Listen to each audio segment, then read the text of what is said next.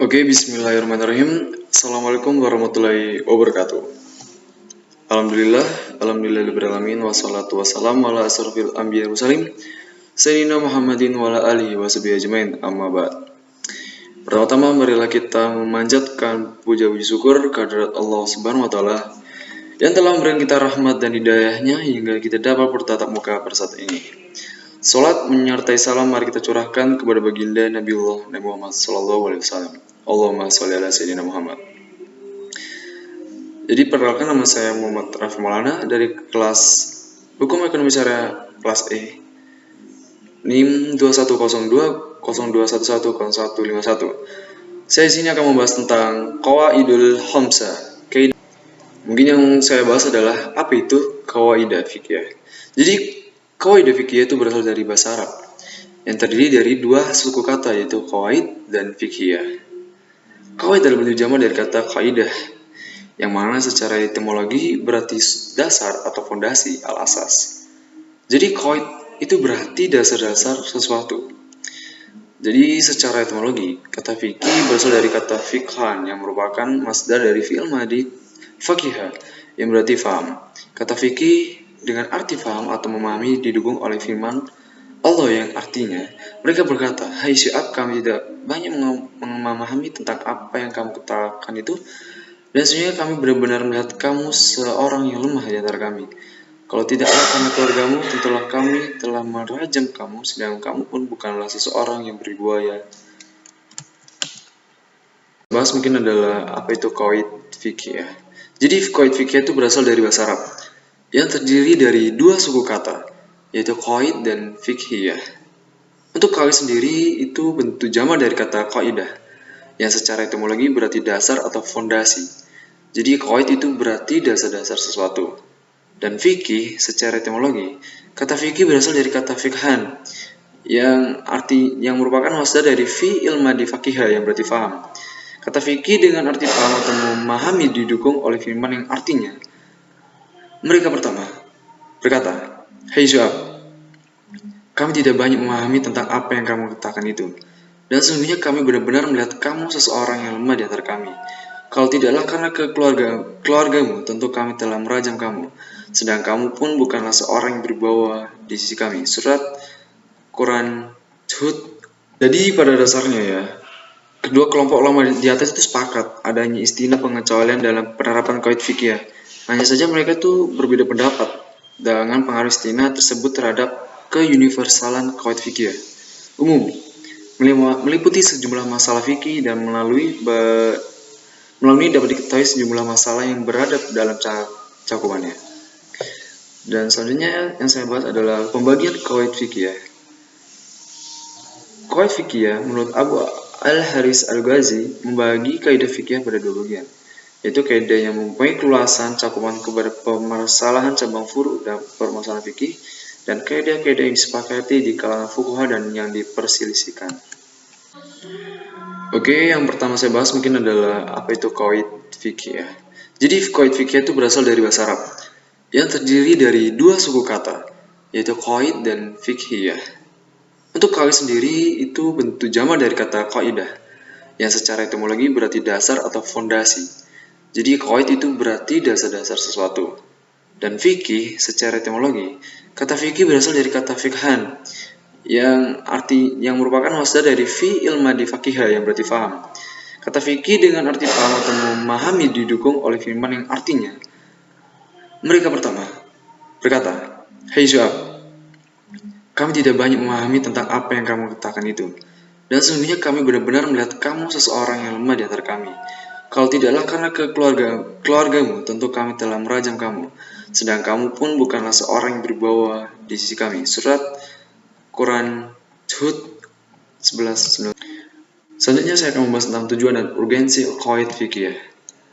Tujuan sendiri dari qawaid fikih adalah untuk mempermudah dalam melakukan analogi, ilhaq, dan tahrij orang yang menguasai kaidah-kaidah fikih di samping kaidah usul.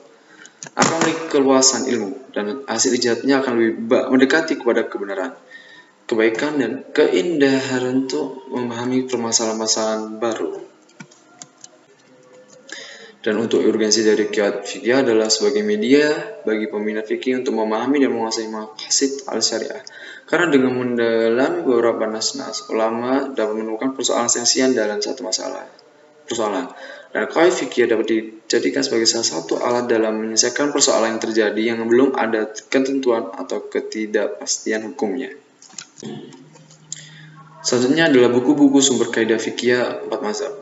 Qawaid dalam pemikiran mazhab Hanafi berdasarkan bahan yang terkumpul dalam penelitian terdapat 6 karya dari kalangan mazhab Hanafi, antara lain Usul al-Qari karya Ubaidillah bin Hasan al-Qari 260 dan Talis an-Nazar karya al-Qadi Ubaidillah ibnu Umar bin Adabusi dan As-Sabah wa Nazair oleh Zainuddin ibnu Ibrahim bin Nujami dan Majami al-Hakim oleh Abu Sa'id al-Hadimi dan Majalah Ahkam al-Adiyah oleh Komite Ulama Daulah Utsmaniyah dan Al-Faraqah il-Bainiyah fi al-Qawaid al-Qawiyah al-Fiqhiyah karya Ibn Hamzah al-Husnain.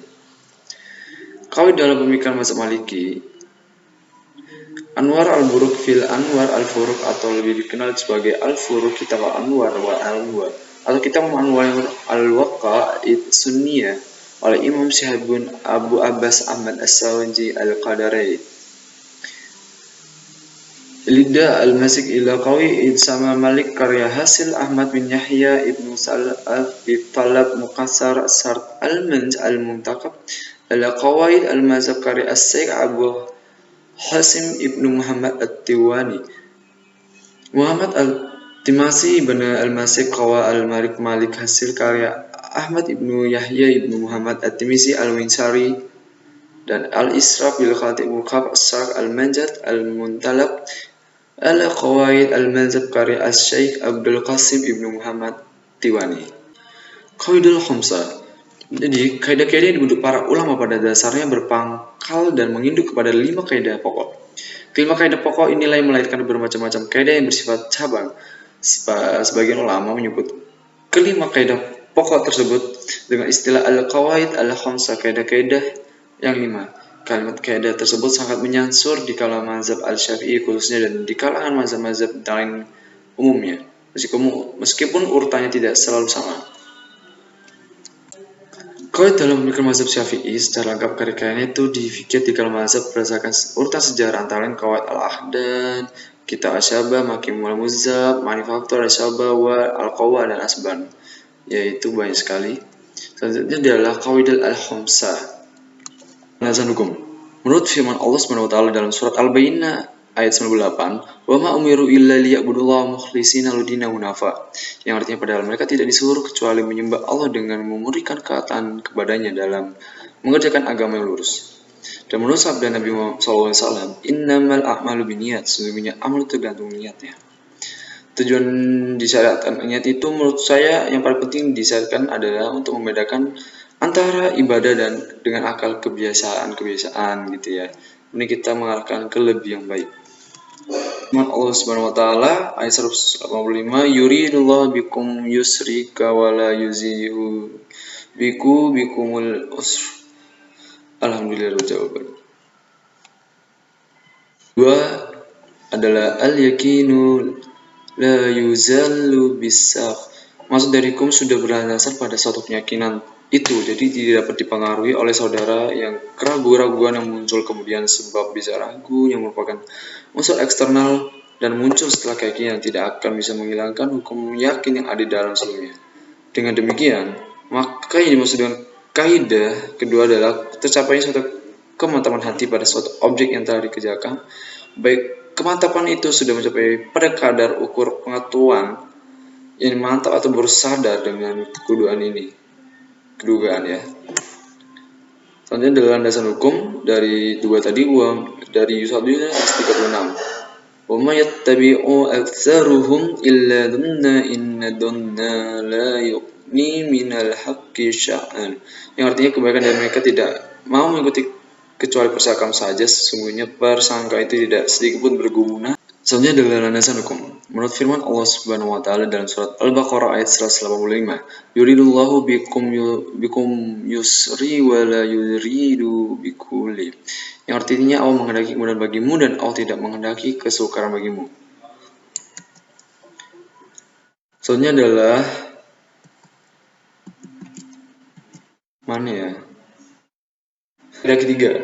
Kaidah ketiga ini adalah masyaqqatu rajulib, yang dimana artinya kelonggaran atau keringan hukum yang disebabkan karena adanya kesukaran sebagai pencualian daripada kisah umum, dan yang dimaksud masyarakat setelah suatu kesukaan yang didalami mengandung unsur-unsur terpaksa dan kepentingan sehingga tidak termasuk dalam pengertian permasalahan yang bersifat kesempurnaan komplementer. Dengan dari kaidah komprehensif ketiga ini kepada sedang menjadi dasar pijakan munculnya kaidah komprehensif ketiga ini menjadi firman Allah dan surat Nisa ayat 28 sebagai berikut.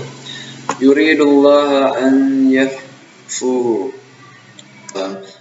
iza wajada ahadu qasfi batni say'an fa asqala alaihi ajaraha minhu syai'in am amli afali Zahruhana min masjid. Ini adalah landasan hukum dari kaidah pertama. Landasan hukum sendiri adalah firman Allah Subhanahu wa taala dalam surat Al-Baqarah ayat 95 yang mana bunyinya adalah wa ma umiru illa liya'budullaha mukhlishina lahu-dina hunafa, yang artinya padahal mereka tidak disuruh kecuali supaya menyembah Allah dengan memberikan ketaatan kepadanya dalam menjalankan agama kulit. Ini adalah kaidah pertama. Segala sesuatu yang tergantung pada tujuannya. Al-muru bimitka sidika. Maksud dari niat yang tergantung dalam hati seorang saat melakukan amalia menjadi kriteria yang dapat menentukan nilai dan status hukum amal amalia yang telah dilakukan, baik dalam berhubungan dengan kepribadian maupun obat-obatan.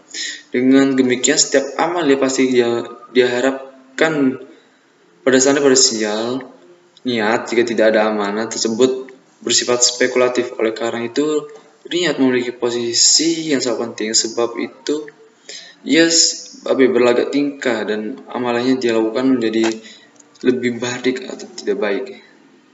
Kaidah keempat adalah zororu zalu, yang dikatakan Izzuddin bil ahdu salam dengan tujuan syariah itu adalah meraih kemaslahatan dan menolak kemafsadatan. Apabila diturunkan kepada tataran yang lebih konkret, maka maslahat membaca manfaat, sedangkan mafsadah itu mengibarkan kemudaratan. Kaidah tersebut di atas kembali turun untuk mendeskripsikan makalah syahadah syariah dengan menolak dan memfasah masyarakat.